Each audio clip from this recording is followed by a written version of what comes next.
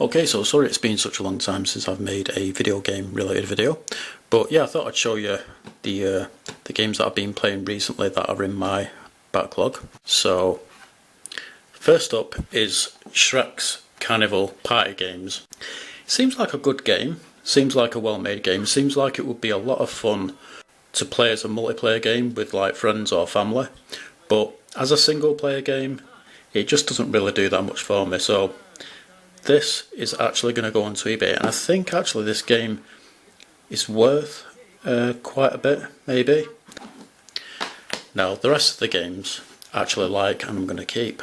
So first up we have Le Tour de France. So this game, it kind of seems like a badly made game, or like the game is unfinished, like maybe they had to kind of rush the game through, maybe they had a deadline to meet and they didn't have time to finish it properly. That's how the game comes across, or like it was made on like a shoestring budget. But that being said, even though it's a ropey, it comes across as a very ropey, badly made game, I find it to be a lot of fun. You know, how polished the game is, it's not really that important to me. The most important thing to me is it fun to play? And I do find this to be a lot of fun to play. I like the music in it as well, and it makes a change from most of the racing games because it's quite different in that there's a lot of strategy involved in the game. You know, you need to use a lot of strategy in order to win the races. With most racing games it's just kind of based on skill, whereas with this there is some skill involved, but I think it's mainly more down to strategy.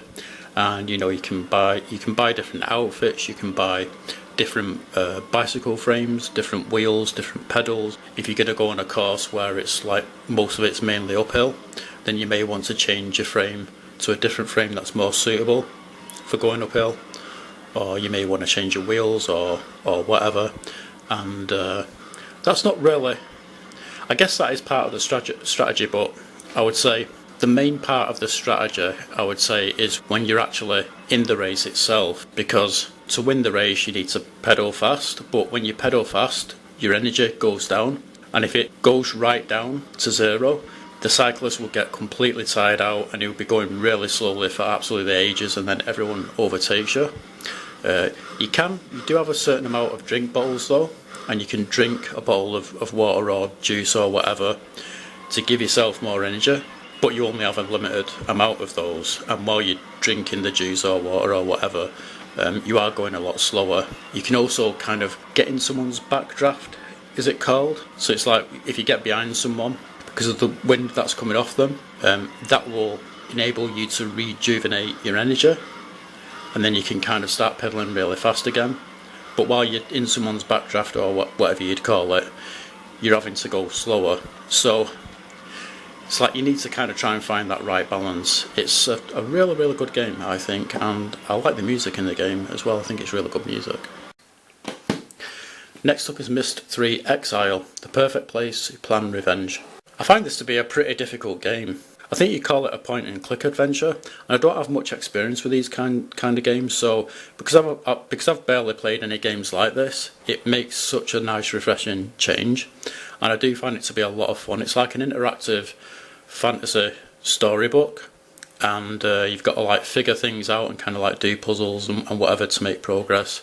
You know, a lot of the time I won't really know what I'm doing, so it can be really, really difficult, but it's just a fun adventure, and I really get sucked into the fantasy world that you're in. It's just a really, really fun game. It's a journal I kept when I was writing Misha. I thought you might find it interesting to read.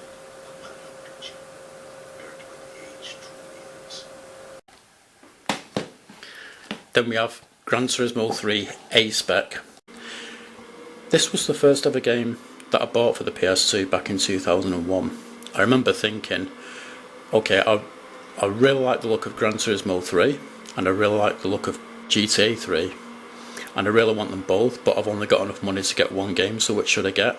And I thought about it for quite a while, and for whatever reason I decided to get Gran Turismo 3. And I enjoyed the game quite a lot, but I ended up giving it to my nephew because I knew that Gran Turismo 4 was going to come out, and I thought, well, when Gran Turismo 4 comes out I'll be getting that It was supposedly going to have damage in the game, so I thought, well, that's going to give it a big advantage over this one.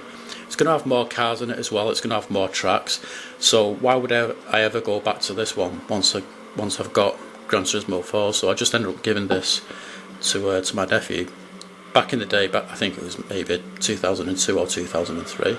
Quite a while back, I rebought this game, just because I've got a lot of nostalgia for it, and I'd just like to play it again. And what can I say, it's a really great game. I'm pretty sure most of you know what Gran Turismo games are like, the racing games, loads of cars, lots of tracks, you can do up your cars, you can buy different cars and whatever. Just a really, really great game. And then lastly, we have Evil Dead: A Fistful of Boomstick.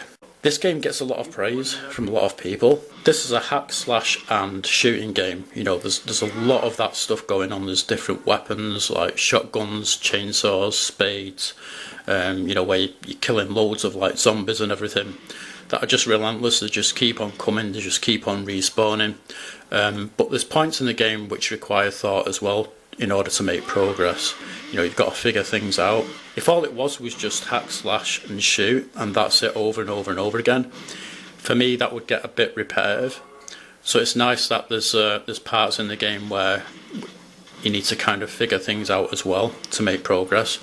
And there's other things as well, like you can cast spells, like for example there's a spell that makes you a lot stronger, so you can like rip open like gates that are kind of locked or whatever.